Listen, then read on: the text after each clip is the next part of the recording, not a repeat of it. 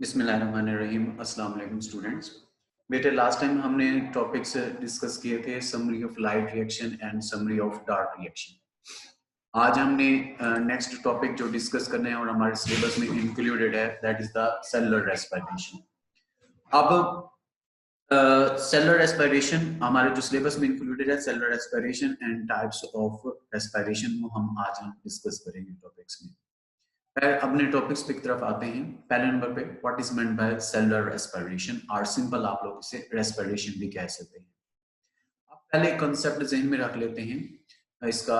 आपने last time भी discuss किया था। फॉर एग्जांपल जी क्या है, जी हमारे पास क्लोरोप्लास्ट है, जिसके अंदर क्या हो रही होगी, फोटोसिंथेसिस। अब फोटोसिंथेसिस किस तरह से होती है, ये क्या करता है, सनलाइट के थ्रू जो क्या करेगा, सन लाइट रिसीव करेगा, लाइट को कैप्चर करेगा, कैप्चर करने के बाद कार्बन डाइऑक्साइड और वाटर को मिलाएगा। ठीक है, जो कार्बन डाइऑक्साइड और वाटर ये कहाँ से ले रहे होते हैं, ये आ रही होती है थ्रू सेलुलर रेस्पिरेशन, जो कि माइटोकॉन्ड्रिया में हो रही होती है। माइटोकॉन्ड्रिया रिलीज कर रहा होता है। इसे रिसीव करेंगे, रिसीव करने के बाद ये किस में कन्वर्ट कर देते हैं, इनटू ग्लूकोज और वाटर। अब ये जो ग्लूकोज और वाटर है, ये माइटोकॉन्ड्रिया रिसीव करता है। मीन माइटोकॉन्ड्रिया क्या काम करता है, इस ग्लूकोज और ऑक्सीजन को आपस में मिलाता है, मिलाकर किस में कन्वर्ट कर देता है, कार्बन डाइऑक्साइड और वाटर में। और साथ उसके साथ क्या रिलीज हो रही होती है, एटीपी की फॉर्म में एनर्जी रिलीज हो रही होती है। मीन ये दोनों प्रोसेस, फोटोसिंथेसिस और रेस्पिरेशन, एक दूसरे के साथ कोऑर्डिनेटेड है। अब ओवरऑल ऑर्गेनिज्म की अगर हम बात करते हैं, अब हम पहले बात कर लेते हैं सेलुलर रेस्पिरेशन की। बेटे इसका इंट्रोडक्शन ले लेते हैं, पहले फिर डेफिनेशन की तरफ आते हैं। जब हम गाड़ी चला रहे होते हैं, इंजन वर्क कर रहा होता है, इंजन के अंदर बेसिकली फ्यूल बर्न हो रहा होता है। अब जो फ्यूल है, जब ये बर्न होता है, ये ऑक्सीजन को यूटिलाइज करता है, यूटिलाइज करके ये क्या करता है, एनर्जी प्रोड्यूस करता है, that may be in the form of light, in the form of heat. फिर इसी एनर्जी को इंजन जो क्या करते हैं, यूज करते हैं, यूज करके रनिंग प्रोसेस में उससे इस्तेमाल करते हैं।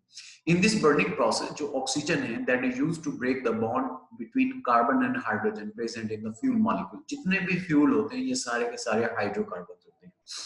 केमिस्ट्री में आप लोगों ने पढ़ा होगा कि हाइड्रोकार्बन्स कौन से होते हैं, ये वो मॉलिक्यूल्स हैं जो कार्बन और हाइड्रोजन पर कंसिस्टेड होते हैं। तो बेसिकली फ्यूल के अंदर कार्बन और हाइड्रोजन में वेरियस केमिकल बॉन्ड्स पाए जाते हैं। वो ऑक्सीजन क्या काम करती है, उस बॉन्ड के साथ रिएक्ट करके कार्बन और हाइड्रोजन के बॉन्ड को ब्रेक डाउन करेगी। जब भी बॉन्ड टूटेगा, एनर्जी क्या होगी, रिलीज होगी, क्योंकि ये कैटाबॉलिक प्रोसेस होता है। अब in this way, organism also utilize the oxygen for the breakdown of carbon and hydrogen bond which is present in the food. Mean जो organism food खा रहे होते हैं, वो जाती है डाइजेस्ट होकर सेल्स तक। सेल्स में जाएगी, वहां पे क्या होता है कि जो ऑक्सीजन है, वहां पे जाके वो क्या करते हैं, उसको ब्रेक डाउन करेंगे। कार्बन और हाइड्रोजन जो बॉन्ड पाए जाते हैं between in the food molecule, उसे ब्रेक डाउन करने के बाद उससे क्या रिलीज होती है, एनर्जी रिलीज होती है। अब this breakdown yield energy which is transferred into ATP. ये लास्ट टाइम भी हमने पढ़ा था। एटीपी में एनर्जी कहां से आती है, by the oxidation of food. Oxidation of food का क्या मतलब है, वही फूड में कार्बन और हाइड्रोजन में जो बॉन्ड है वो ब्रेक डाउन होते हैं। वो ब्रेक डाउन कैसे होते हैं, इन द प्रेजेंस ऑफ ऑक्सीजन। अब सेलुलर रेस्पिरेशन की बेसिक ये तो था कंसेप्ट। अब डेफिनेशन की तरफ आते हैं। What is meant by cellular respiration, during this process the bond between carbon and hydrogen are broken down and reduction reaction. Mean oxidation भी होगी और साथ रिडक्शन भी होगी। ये आप लोगों को याद होगा, यही एग्जांपल मैंने ऑक्सीडेशन रिडक्शन रिएक्शन में भी दी थी। And carbon dioxide and water also produce. Mean हुआ क्या इस प्रोसेस में, सबसे पहले जो ग्लूकोज मॉलिक्यूल था, उसमें कार्बन और हाइड्रोजन में बॉन्ड थे, वो ब्रेक डाउन हुए। वो कैसे ब्रेक डाउन हुए, by the oxidation reduction reaction. वो ब्रेक डाउन होकर उन्होंने क्या बनाया, कार्बन डाइऑक्साइड एंड वाटर। और इस तरह क्या होता है, एनर्जी प्रोड्यूस होती है। और cellular energy yielding process. Mean cellular energy yielding process का क्या मतलब है, एक ऐसा प्रोसेस जो सेल के अंदर एनर्जी यील्ड कर रहा है, प्रोड्यूस कर रहा है, that is known as cellular respiration. The most common fuel used by a cell get energy by cellular respiration is glucose.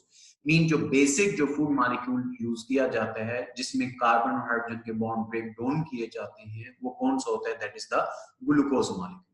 हम कह सकते हैं the way glucose oxidise depends upon the availability of oxygen. Mean oxygen कितनी available है, उसी के base के ऊपर जो ग्लूकोज है वो आगे क्या होगा, ऑक्सीडाइज होगा। अब जैसे ये हम एग्जांपल ले लेते हैं, ग्लूकोज मॉलिक्यूल है, उसके साथ ऑक्सीजन ने आके क्या किया, रिएक्ट किया। यहाँ पे हम देख सकते हैं ग्लूकोज और में कार्बन और हाइड्रोजन में केमिकल बॉन्ड पाए जाते हैं। अब जब ऑक्सीजन इसके साथ आकर रिएक्ट करेगा, इसके दरमियान जितने भी केमिकल बॉन्ड है इनको क्या करेंगे, ब्रेक डाउन करेंगे। जैसे ये ब्रेक डाउन करेंगे, ये कार्बन डाइऑक्साइड वाटर बनाएंगे और साथ एनर्जी रिलीज होगी, वो एटीपी फॉर्म में क्या है, कन्वर्ट हो जाती है। अब इस प्रोसेस में देखें, जो ग्लूकोज है उसकी हो रही है ऑक्सीडेशन। यहाँ पे आप देख सकते हैं ग्लूकोज में 12 हाइड्रोजन एटम है, ये चेंज हो रहा है इनटू कार्बन डाइऑक्साइड। इसमें यहाँ पे हमें कोई हाइड्रोजन एटम नजर नहीं आ रहा, तो हम कह सकते हैं यहाँ पे ग्लूकोज की बेसिकली क्या हो रही है, ऑक्सीडेशन हो रही है। ऑक्सीडाइज होकर ये किसमें चेंज हो रहा है, कार्बन डाइऑक्साइड में। तो इस प्रोसेस में हाइड्रोजन लूज हो रहे हैं, तो हम कह रहे हैं यहाँ पे ऑक्सीडेशन हो रही है। दूसरी साइड पे ऑक्सीजन है, ये चेंज हो रहा है वाटर के अंदर। ऑक्सीजन में कहीं पे हाइड्रोजन नजर नहीं आ रहा, वाटर में हाइड्रोजन ऐड हो गया, तो मीन हाइड्रोजन क्या हो गया, ऐड हो गया। तो gain of hydrogen which is known as reduction. इसलिए हमने शुरू में कहा था, इसमें जो ग्लूकोज मॉलिक्यूल है या फूड मॉलिक्यूल है, वो ऑक्सीडेशन और रिडक्शन प्रोसेस के थ्रू क्या होते हैं, ब्रेक डाउन होते हैं। मीन इस प्रोसेस में ऑक्सीडेशन भी हो रही होती है, साथ साथ क्या हो रही होती है, रिडक्शन भी हो रही होती है। इसलिए इस डेफिनेशन में हम ये कहते हैं, ग्लूकोज मॉलिक्यूल और food molecules are the bond between carbon and hydrogen are broken down by the oxidation and reduction process in the presence of oxygen and converted or produced carbon dioxide and water and ATP.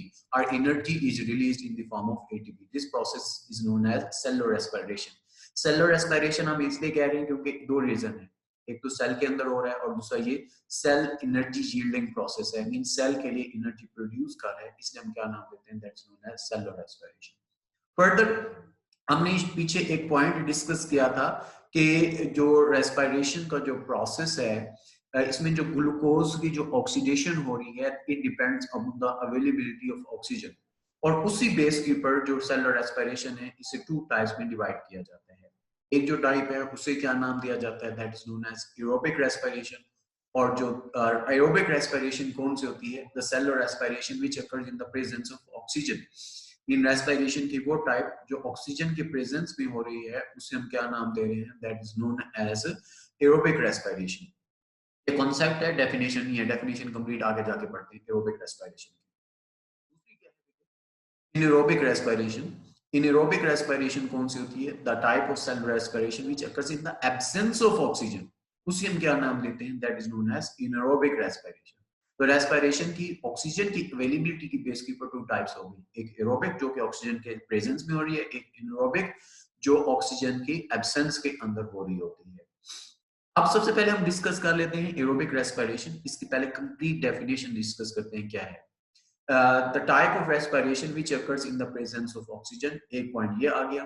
Complete oxidation of glucose take place. Complete oxidation of glucose का क्या मतलब है कि glucose में carbon और hydrogen में जितने भी केमिकल बॉन्ड पाए जाते हैं, सारे के सारे ब्रेक डाउन होंगे। एक सिंगल कार्बन एटम ग्लूकोज के साथ अटैच नहीं रहेगा। 12 के 12 हाइड्रोजन एटम जो है कार्बन से क्या हो जाएंगे, सेपरेट हो जाएंगे। ठीक हो गया। और with maximum release of energy, क्योंकि सारे बॉन्ड टूट रहे हैं, हर बॉन्ड के टूटने से एनर्जी रिलीज होती है। ओवरऑल बॉन्ड क्योंकि ब्रेक डाउन हो रहे हैं, इसलिए इस प्रोसेस में क्या होगी, maximum amount of energy release होगी। 3 पॉइंट्स हैं डेफिनेशन में। जब भी आपने एरोबिक रेस्पिरेशन डेफिनेशन लिखी, ये 3 पॉइंट्स होने चाहिए। पहले नंबर पे ऑक्सीजन की प्रेजेंस में होनी चाहिए। दूसरा बेटे क्या है, कंप्लीट ऑक्सीडेशन ऑफ ग्लूकोज होती है। तीसरा क्या होता है, जिसकी वजह से क्या होती है, मैक्सिमम अमाउंट ऑफ एनर्जी क्या होती है, रिलीज होती है। अब इसलिए इस प्रोसेस को क्या नाम दिया जाता है, that is known as aerobic respiration. अब बेटे एरोबिक रेस्पिरेशन को 2 फेजेस में डिवाइड किया गया। In the first phase of aerobic respiration, molecule of glucose is broken down into 2 molecules of pyruvic acid. हमें पता है ग्लूकोज में अगर हम देखें, इसमें नंबर ऑफ कार्बन एटम 6 पाए जाते हैं। ये ब्रेक डाउन होता है, ब्रेक डाउन होकर 2 मॉलिक्यूल्स बना रहा है पायरुविक एसिड के, और ईच पायरुविक एसिड में नंबर ऑफ कार्बन एटम कितने होते हैं, 3। जैसे ग्लूकोज है C6, इसका मतलब क्या है, नंबर ऑफ कार्बन एटम जो है ग्लूकोज में 6 है और पायरुविक एसिड में 3 होते हैं। तो पहले फेज के अंदर क्या हो रहा होता है, ग्लूकोज मॉलिक्यूल टूटकर किस में कन्वर्ट होगा, पायरुविक एसिड में। फिर उसके बाद दूसरी फेज स्टार्ट होगी। सेकंड फेज में क्या होता है, जो पायरुविक एसिड है वो कंप्लीटली ऑक्सीडाइज होगा, होकर वो किस में चेंज हो जाएगा, कार्बन डाइऑक्साइड एंड वाटर में। कंप्लीटली ऑक्सीडाइज मैंने शुरू में भी बताया आप लोगों को, इसका मतलब क्या है कि कार्बन एंड हाइड्रोजन में जितने भी बॉन्ड्स हैं वो सारे के सारे क्या हो जाएंगे, ब्रेक डाउन हो जाएंगे। तो ultimately pyruvic acid carbon dioxide water में चेंज हो जाएगा। जब ये चेंज होगा, तो इस प्रोसेस से मैक्सिमम अमाउंट ऑफ एनर्जी क्या होती है, रिलीज होती है।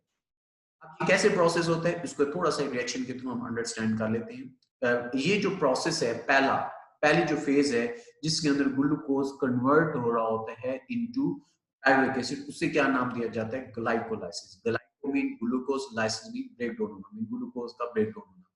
ग्लाइकोलाइसिस के प्रोसेस में क्या होता है, ये ग्लूकोज है, यहाँ पे हम देख सकते हैं ग्लूकोज के मॉलिक्यूल में नंबर ऑफ कार्बन एटम कितने पाए जाते हैं, 6 पाए जाते हैं। ये ब्रेकडाउन होगा, ब्रेकडाउन होकर ये किस में चेंज हो जाएगा, into 2 molecules of pyruvate acid. Pyruvate acid में हम देख सकते हैं इसमें नंबर ऑफ कार्बन एटम कितने पाए जाते हैं, 3। अब बेटे एक बात ध्यान में रखना कि ग्लूकोज टूट रहा है पायरुवेट एसिड के अंदर, यहाँ पे भी बॉन्ड टूट दे, ये आप लोगों की बुक में नहीं बताया हुआ लेकिन हम वैसे इसे डिस्कस कर लेते हैं। जब बॉन्ड टूटेगा तब भी एनर्जी क्या होती है, रिलीज होती है।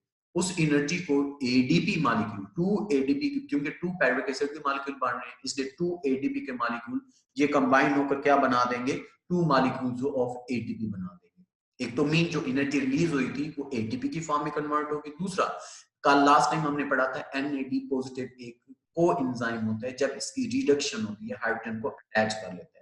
रिडक्शन में एनर्जी आपको पता है यूटिलाइज होती है, स्टोर होती है। तो एनएडी पॉजिटिव जो है 2 मॉलिक्यूल वो 2 एनएडीएच की मॉलिक्यूल की फॉर्म में एनर्जी को क्या कर लेंगे, स्टोर कर लेंगे। तो इस पूरे प्रोसेस को क्या कह रहे हैं, ग्लाइकोलाइसिस। ये फर्स्ट फेज है एरोबिक रेस्पिरेशन की। दूसरी जो बेटे टाइप है उसे क्या नाम दिया जाता है, that is known as anaerobic respiration. अब इनएरोबिक रेस्पिरेशन में क्या होता है, it occurs in the absence of oxygen. वो हो रही थी in the presence of oxygen, it occurs in the absence of oxygen. उसमें बेटे हमने बात की थी जो ग्लूकोज मॉलिक्यूल है वो कंप्लीटली ऑक्सीडाइज हो रहा होता है, इसके अंदर ग्लूकोज मॉलिक्यूल इनकम्प्लीटली ऑक्सीडाइज हो रहा है। उसमें maximum amount of energy release हो रही थी, इसमें मिनिमम अमाउंट ऑफ एनर्जी। तो इन डेफिनेशन अगर हम देखें इनएरोबिक रेस्पिरेशन की, it occurs in the absence of oxygen, glucose is incompletely oxidise and with less amount of energy is release. अब इनकम्प्लीटली ऑक्सीडाइज का क्या मतलब है, इसका मतलब बेटे ये है कि जितने भी बॉन्ड है बिटवीन कार्बन एंड हाइड्रोजन जो कि पायरुवेट एसिड में पाए जाते हैं या ग्लूकोज में पाए जाते हैं, वो सारे नहीं टूटते बल्कि उसमें से कुछ टूटते हैं। जब कुछ टूटेंगे तो इससे little bit amount of energy क्या होगी, रिलीज होगी। In aerobic respiration, that is also consisted on 2 major phases. इसकी जो फर्स्ट फेज है that is exactly similar to that of aerobic respiration, mean जिसे हम ग्लाइकोलाइसिस कहते हैं। उसमें भी यही था कि पायरुवेट एसिड का मॉलिक्यूल क्या हुआ था, सॉरी ग्लूकोज का मॉलिक्यूल ब्रेकडाउन हुआ था, ब्रेकडाउन होकर किसमें कन्वर्ट हो गया था, पायरुवेट एसिड में।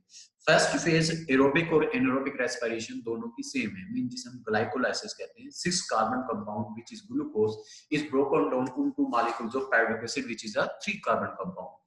अब ये क्यों होता है, ये मीन ये फर्स्ट फेज जो है दोनों में क्यों होती है, उसकी रीजन सबसे बड़ी ये है क्योंकि इसमें ऑक्सीजन इन्वॉल्व नहीं है। इन ग्लाइकोलाइसिस के अंदर ऑक्सीजन इन्वॉल्व नहीं होती, इसलिए ग्लाइकोलाइसिस का प्रोसेस एरोबिक रेस्पिरेशन में भी हो रहा है, एनारोबिक रेस्पिरेशन में भी हो रहा है। फिर सेकंड फेज में क्या होगा, जो पायरुविक एसिड है that is not completely oxidised. क्यों कंप्लीटली ऑक्सीडाइज नहीं होगा, क्योंकि इस प्रोसेस में ऑक्सीजन इन्वॉल्व नहीं होती और इसमें ये ट्रांसफर हो जाएगा इथाइल अल्कोहल या लैक्टिक एसिड। वहां पे हमने डिस्कस किया था वो ट्रांसफर हो रहा था into carbon dioxide and water, maximum amount of energy release हो रही है। और ये किसमें ट्रांसफर हो रहा है, इथाइल अल्कोहल में या लैक्टिक एसिड के अंदर।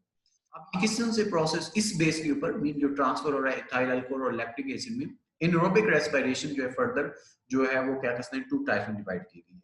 हम कह सकते हैं कि एनारोबिक रेस्पिरेशन में इनकम्प्लीट ऑक्सीडेशन हो रही है, कार्बन और हाइड्रोजन में जो बॉन्ड्स हैं वो सारे के सारे ब्रेक डाउन नहीं होते, उसमें से बहुत सारे बॉन्ड्स हैं they are left unbroken. Unbroken का क्या मतलब है, अभी तक उन्होंने कार्बन हाइड्रोजन बॉन्ड बनाया। अब इस बेस के ऊपर हमने क्या करना है, एनारोबिक रेस्पिरेशन को 2 टाइप्स में डिवाइड करते हैं। एक जो है उसे क्या नाम दिया जाता है, that's known as alcoholic fermentation which occurs in the presence of yeast और फंजाई। और दूसरी बेटे जो है टाइप जो है उसे क्या नाम दिया जाता है, lactic acid fermentation which occurs in the presence of bacteria. पहली जो टाइप है उसे हम क्या नाम दे रहे हैं, that is known as alcoholic fermentation.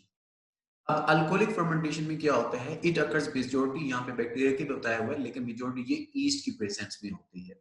Mean इसमें अल्कोहलिक फर्मेंटेशन कौन करवा रहे होते हैं, या तो ईस्ट करवा रहे होते हैं या कुछ बैक्टीरिया करवा रहे होते हैं। इसमें होता क्या है, in this type of anaerobic respiration pyruvic acid is further broken down into alcohol and carbon dioxide.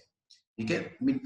और एरोबिक रेस्पिरेशन में कार्बन डाइऑक्साइड और वाटर बन रहा था, लेकिन इसमें क्या बन रहा है, अल्कोहल और कार्बन डाइऑक्साइड बन रही है। जैसे पायरुविक एसिड है, ये क्या हुआ, कन्वर्ट हो रहा है, कन्वर्ट होकर क्या बना रहा है, अल्कोहल और कार्बन डाइऑक्साइड बना रहा है।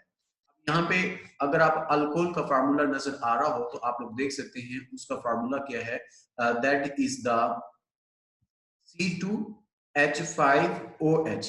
अब इसका क्या मतलब है कि कार्बन के साथ स्टिल अभी जो हाइड्रोजन एटम है उन्होंने क्या किया हुआ है, बॉन्ड बनाया हुआ है, मीन C2H5OH है, कार्बन और हाइड्रोजन में अभी भी स्टिल बॉन्ड पाए जाते हैं। इसका मतलब क्या है कि कंप्लीट ऑक्सीडेशन नहीं हुई। अगर कंप्लीट ऑक्सीडेशन होती तो यहाँ पे हमें कोई हाइड्रोजन एटम नजर ना आ रहा होता। तो इस प्रोसेस को फिर आगे फायदा ये है, आप लोगों की बुक में नहीं बताया हुआ लेकिन वैसे हम डिस्कस कर लेते हैं, इसको वेरियस मैनी प्रोडक्ट्स बनाने के लिए यूज करते हैं, जैसे बैट्स हो गए, बर्न्स होंगे, अल्कोहलिक प्रोडक्ट्स हो गए, जैसे सैनिटाइजर आप लोग आजकल यूज कर रहे हैं, इसमें मिथाइल अल्कोहल यूज किया जाता है, वो इस प्रोसेस से बनता होता है। अब आप लोगों ने देखा होगा कि घर में जब फर्मेंटेशन का प्रोसेस करवाते हैं, जिसे हम कहते हैं खमीरा आटा बनाना, ये जो पिज्जा वगैरह बनाने के लिए या बेकिंग में जो प्रोसेस किया जाता है या ब्रेड बनाने के लिए किया जाता है, इसमें बेटे क्या होता है कि जो आटा है या मैदा है उसके अंदर ईस्ट डाल देते हैं। अब वो ईस्ट क्या काम करती है, पायरुविक जो खमीर जो सॉरी आटा है उसके अंदर जो पायरुविक एसिड है उसको कन्वर्ट कर देती है अल्कोहल में और कार्बन डाइऑक्साइड में, जिसकी वजह से आटा फैलना शुरू हो जाता है। क्यों, कार्बन डाइऑक्साइड उसमें से निकल रही होती है। और यही रीजन है, अगर हम देखें ब्रेड के अंदर पोर्स पाए जाते हैं। क्यों पोर्स होते हैं, क्योंकि जब ये बनती है तो इसमें से कार्बन डाइऑक्साइड गैस इमिट होती है, तो वो उसमें फैला भी देती है और प्लस उसमें क्या कर सकते हैं, स्मॉल पोर्स भी बन जाते हैं। फिर इसी तरह से दूसरी जो टाइप है उसे क्या नाम दिया जाता है, that is known as lactic acid fermentation. अब बेटे lactic acid fermentation it also occurs in the skeletal muscles of humans during extreme physical activities. होता क्या है, जब हम आम काम कर रहे हैं, डेली के जो काम करते हैं, कोई एक्स्ट्रा काम नहीं कर रहे, हमारी बॉडी में एरोबिक रेस्पिरेशन हो रही होती है, उससे जो एनर्जी बन रही होती है वो हमारी बॉडी उसको इजीली यूज कर रही होती है। लेकिन जब कोई एक्स्ट्रा वर्क करते हैं, मीन फिजिकल एक्टिविटीज बढ़ा देते हैं, दौड़ना शुरू कर देते हैं या कोई हार्ड एक्सरसाइज करना शुरू कर देते हैं, तो हम देखते हैं कि हमारा सांस फूलना शुरू हो जाता है। तो इसमें एक तो ये है कि जब हम भागते हैं, दौड़ते हैं, तो उस वक्त हमारे मसल्स को एनर्जी जरूरत से ज्यादा चाहिए होती है। आम जो रेस्पिरेशन हो रही होती है वो इस एनर्जी को पूरा नहीं कर पाती। तो हमारे जो मसल्स हैं उस एनर्जी को कमी को पूरा करने के लिए वो लैक्टिक एसिड फर्मेंटेशन स्टार्ट कर देते हैं। अब जब लैक्टिक एसिड फर्मेंटेशन स्टार्ट करेंगे, वो लैक्टिक जो ग्लूकोज मॉलिक्यूल है उससे जो पायरुविक एसिड बनेगा, वो पायरुविक एसिड लैक्टिक एसिड में बनता जाएगा। अब लैक्टिक एसिड बनता जाएगा, लैक्टिक एसिड हमारे मसल में स्टोर होना शुरू हो जाएगा, जिसकी वजह से हमारे मसल में पेन स्टार्ट हो जाती है। ये रीजन है, जब हम दौड़ते हैं, भागते हैं, हमारे मसल में पेन होना शुरू हो जाती है। वहां पे एक तो ये हो रही होती है। दूसरा, this also happens in bacteria present in milk. आप लोगों ने देखा और शायद ऑब्जर्व किया, दो चीजों में होता है, जब मिल्क को एनिमल्स में से निकाला जाता है उसके फौरन बाद हम बॉयल करते हैं। क्यों बॉयल करते हैं, जब हम मिल्क को निकाल रहे होते हैं तो बैक्टीरिया जो है एयर में से एंटर हो जाते हैं, वो मिल्क के साथ रिएक्ट करके उसे कन्वर्ट कर देते हैं इनटू लैक्टिक एसिड, हम कहते हैं दूध फट गया। या यही सेम प्रोसेस होता है जब हम योगर्ट या कर्ड बना रहे हैं, मीन दही बना रहे हैं घर में, जिसे हम कहते हैं जाग लगाना। अब उसमें हम क्या करते हैं, जब दूध की जाग लगाई जाती है तो उसमें हम योगर्ट या दही जो है उसमें ऐड कर देते हैं। अब वो जो कर्ड या योगर्ट ऐड किया गया उसके अंदर बैक्टीरिया होते हैं। अब वो बैक्टीरिया क्या करते हैं, मिल्क की प्रोटीन के साथ रिएक्ट करते हैं, रिएक्ट करके लैक्टिक एसिड में कन्वर्ट कर देते हैं, हम कहते हैं योगर्ट बन गया। तो वहां पे ये प्रोसेस हो रहा होता है। In this type of anaerobic respiration, जो pyruvic acid molecule है, that is converted into lactic acid. अब यहाँ पे lactic acid में देखें, still कार्बन और हाइड्रोजन में केमिकल बॉन्ड स्टिल पाए जाते हैं, 6 hydrogen atom still lactic acid के अंदर पाए जाते हैं। इसका क्या मतलब है, सारे हाइड्रोजन जो एटम है वो रिमूव हुए थे, इसलिए हम कहते हैं anaerobic respiration is incomplete oxidation. Mean कुछ हाइड्रोजन एटम रिमूव होते हैं, सारे के सारे रिमूव नहीं होते। इस प्रोसेस में होता क्या है, जो पायरुविक एसिड का मॉलिक्यूल है that is converted into the lactic acid. फिर इसके जो इंपॉर्टेंस है वो मैंने आपको पहले बता दी है क्या होती है। अब बेटे अगर हम कंक्लूजन करें ओवरऑल प्रोसेस की, क्या हुआ, जो ग्लूकोज मॉलिक्यूल है ये कन्वर्ट हो रहा है by the process of glycolysis into pyruvic acid. Mean glycolysis जो कि फर्स्ट फेज है रेस्पिरेशन की। ग्लूकोज मॉलिक्यूल कन्वर्ट होता है, कन्वर्ट होकर क्या बना देता है, पायरुविक एसिड बना देता है। फिर पायरुविक एसिड आगे दो तरह से चेंज होता है, एक with oxygen, in the presence of oxygen, जिसे हम कहते हैं एरोबिक रेस्पिरेशन। ऑक्सीजन की प्रेजेंस में क्या करेगा, ये एरोबिक रेस्पायर होगा। एरोबिक रेस्पिरेशन से क्या करेगा, जो ब्रेक डाउन करके कार्बन डाइऑक्साइड में कन्वर्ट कर दिया जाएगा और किस में कन्वर्ट कर दिया जाएगा, वाटर, और साथ एटीपी की फॉर्म में क्या होगी, मैक्सिमम अमाउंट ऑफ एनर्जी क्या कर रहे होते हैं, ये रिलीज कर रहे होते हैं। तो एक तो ये प्रोसेस है रेस्पिरेशन का। दूसरे अगर हम देखें दैट अदर जो है पायरुविक एसिड वो इनकम्प्लीटली ऑक्सीडाइज होता है इन द ऑक्सीजन, इन एक ऑक्सीजन के प्रेजेंस में, तो हम उसे एरोबिक रेस्पिरेशन कर रहे हैं, और विदाउट ऑक्सीजन है तो उसे हम क्या कहते हैं, फर्मेंटेशन आर इनएरोबिक रेस्पिरेशन। इनएरोबिक रेस्पिरेशन का दूसरा नाम क्या होता है, फर्मेंटेशन भी कहते हैं। अब फर्मेंटेशन में क्या हो रहा है, दो तरह से हो रही है, या तो इसे अल्कोहल में कन्वर्ट किया जा रहा है जिसे हम क्या कहते हैं, अल्कोहलिक फर्मेंटेशन, उसके आगे ये वेरियस प्रोडक्ट्स बनाए जाते हैं, या इसे किस में कन्वर्ट किया जाता है, इनटू लैक्टिक एसिड फर्मेंटेशन, जो कि योगर्ट बनाने के लिए हमारे मसल्स में हो रही होती है। तो इस तरह से मीन अगर हम ओवरऑल कंक्लूड करें, पहला जो प्रोसेस हमें नजर आ रहा है ग्लाइकोलाइसिस, वो दोनों में कॉमन है। तो जो फेज है ऑक्सीडेशन वाली, एरोबिक रेस्पिरेशन में कंप्लीट ऑक्सीडेशन हो रही है, और फर्मेंटेशन या एनारोबिक रेस्पिरेशन में क्या हो रही होती है, इनकम्प्लीट ऑक्सीडेशन हो रही है। तो ये बेटे क्या था आज का टॉपिक। अब हम आते हैं क्वेश्चंस की तरफ। सबसे पहले जो लॉन्ग क्वेश्चन है दैट इज एक्सटेंसिवली इंपॉर्टेंट, दो तरह से पूछा जा सकता है। What is meant bye respiration, give its types, तो इसमें रेस्पिरेशन उसकी टाइप्स बता देंगे। एक, what is meant bye anaerobic respiration और फर्मेंटेशन, गिव इट्स टाइप्स। तो जब एनारोबिक रेस्पिरेशन आएगा तो फिर हमने यहां से स्टार्ट करना है, एनारोबिक रेस्पिरेशन या फर्मेंटेशन से, और उसकी टाइप्स बता देंगे। अगर फर्मेंटेशन आएगा तो सॉरी रेस्पिरेशन और टाइप्स आएगा तो रेस्पिरेशन लिखेंगे, और उसको हमने जो है यहां तक लिख देना है, ये क्या कह सकते हैं कि टाइप्स तक, इस तक यहाँ पे लॉन्ग यहाँ पे। खैर दोबारा से हम इसे शो कर देते हैं। मीन रेस्पिरेशन आएगा तो सबसे पहले हमने इसका इंट्रोडक्शन देना है रेस्पिरेशन का, उसमें वो फ्यूल वाली एग्जांपल देनी है, फिर डेफिनेशन बतानी है। डेफिनेशन के बाद हमने बताना है कि जो रेस्पिरेशन है इसे टू टाइप्स में डिवाइड किया गया है, एक एरोबिक होती है और दूसरी एनारोबिक है। फिर एरोबिक रेस्पिरेशन को डिटेल से एक्सप्लेन करना है क्या है, उसका केमिकल रिएक्शन भी आ जाएगा। फिर एनारोबिक रेस्पिरेशन जिसे हम फर्मेंटेशन कहते हैं, उसकी फेजेस बताएंगे। एक क्या होती है, फर्स्ट फेज है जिसे हम कहते हैं ग्लाइकोलाइसिस, एक होती है सेकंड फेज जिसमें वो क्या है, इनकम्प्लीटली ऑक्सीडाइज हो रहा है। फिर फर्दर इसकी हम बता देंगे टाइप्स की हेडिंग, इसकी टू टाइप्स होती हैं, लैक्टिक एसिड फर्मेंटेशन और अल्कोहलिक फर्मेंटेशन। अल्कोहलिक फर्मेंटेशन इसके सब हेडिंग में आ जाएगी, अक्रिंस, डेफिनेशन, उसका रिएक्शन। इसी तरह से लैक्टिक एसिड फर्मेंटेशन, अक्रिंस, डेफिनेशन और उसका रिएक्शन। इसको एक दफा मैं फिर से शो कर देता हूँ, फिर आगे हम एमसीक्यूज की तरफ जाते हैं। ये लॉन्ग क्वेश्चन आ गया, उसका ये फर्स्ट पार्ट एरोबिक रेस्पिरेशन था। फिर आगे चलते हैं तो ये क्या है, एनारोबिक रेस्पिरेशन, और उसकी आगे क्या आ जाते हैं, ये टाइप्स आ जाएंगे। फिर आते हैं हम इसके क्या कह सकते हैं कि एमसीक्यूज की तरफ।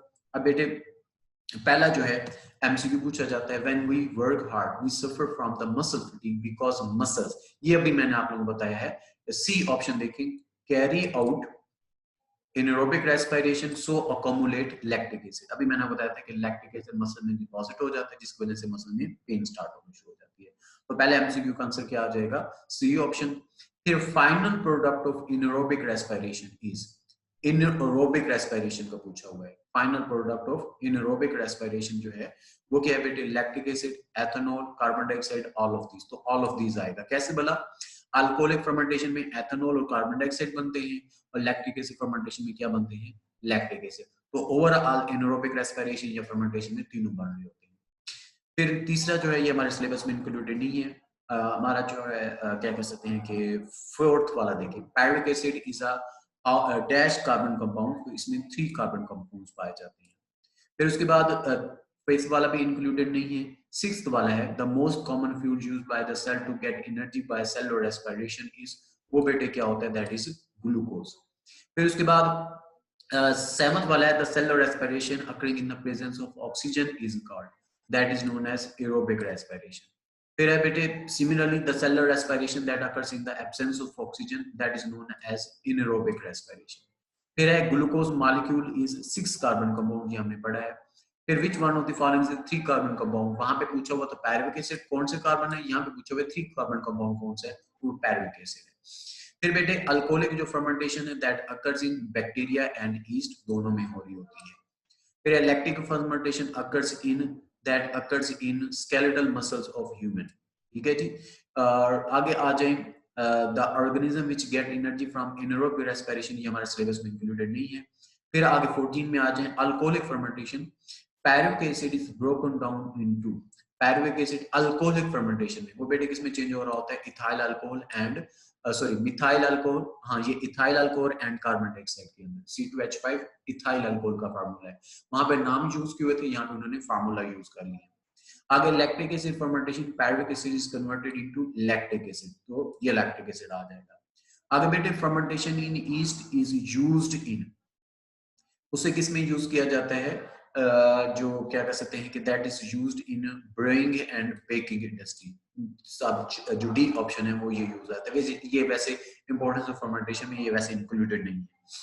आगे in cellular respiration food is oxidise carbon dioxide water and reduce to, ठीक है, वाटर, मीन जो फूड है वो कार्बन डाइऑक्साइड में ऑक्सीडाइज हो रही है, ऑक्सीजन किस में रिड्यूस हो रहा होता है, वाटर में, ये रिएक्शन भी मैंने आप लोगों को शो किया था, ऑक्सीजन जो है वो रिडक्शन होकर वाटर में चेंज हो रहा है। वाइल्ड लाइफ, चलिए ये हमारे सिलेबस में इंक्लूड नहीं है, 9th वाला भी इंक्लूड नहीं है, और 20 देखें ये वैसे भी इंक्लूडेड नहीं है, site of occurring of aerobic respiration, वो जो है जो क्या कहते हैं साइटोप्लाज्म में माइटोकॉन्ड्रिया होती है, ये आगे हमने डिफरेंस पढ़ने हैं, वहां पे उसमें आ जाएगा है। आगे final products of aerobic respiration, aerobic वो क्या होते हैं, कार्बन डाइऑक्साइड एंड वाटर होते हैं, तो ये इसके आ जाएंगे, carbon dioxide and water. Respiration take place all the time, conceptual है। Example of catabolism is respiration, ये मैंने आप लोगों को बता दी। आगे muscle fatigue is cause due to the lactic acid, repeated है, स्टेटमेंट चेंज हो गई है। आगे जी respiration process advantages to for life is, सारे के सारे वो क्या हैं, एडवांस हैं, इसमें वैसे हमारे सिलेबस में इंक्लूडेड नहीं, इसे रहने दें। तो ये आ गए उसके एमसीक्यू शॉर्ट क्वेश्चन में। एरोबिक रेस्पिरेशन सेल वो मैंने बता दिया कि पूरी डेफिनेशन उसमें बतानी है, डेफिनेशन बता देंगे और उसके फेसेस आ जाएंगे। अल्कोहलिक फर्मेंटेशन अकरेंस, डेफिनेशन और उसका रिएक्शन आ जाएगा। एनारोबिक रेस्पिरेशन आ जाए या फर्मेंटेशन आ जाए, बात एक ही है, डेफिनेशन लिखेंगे और उसकी टाइप्स के नाम बता देंगे। इसमें आप लोग फेजेस भी बता सकते हैं अगर टाइप्स के नाम नहीं बताने। इसी तरह से लैक्टिक एसिड फर्मेंटेशन अकरेंस है, डेफिनेशन है, उसका रिएक्शन लास्ट में बताने आप लोगों ने। What is meant bye respiration और सेलुलर रेस्पिरेशन, एक ही बात है, रेस्पिरेशन डेफिनेशन लिखेंगे, स्पोर्ट्स में हम उनकी टाइप्स के नाम बता देंगे। फिर उसके बाद है 7th वाला देखें, 6th वाला इंक्लूडेड नहीं है, 7th वाला है, write down the names of two compounds producing there respiration process, water produce हो रहा होता है और कार्बन डाइऑक्साइड प्रोड्यूस हो रही है। ये बेटे थे आज का टॉपिक और क्वेश्चंस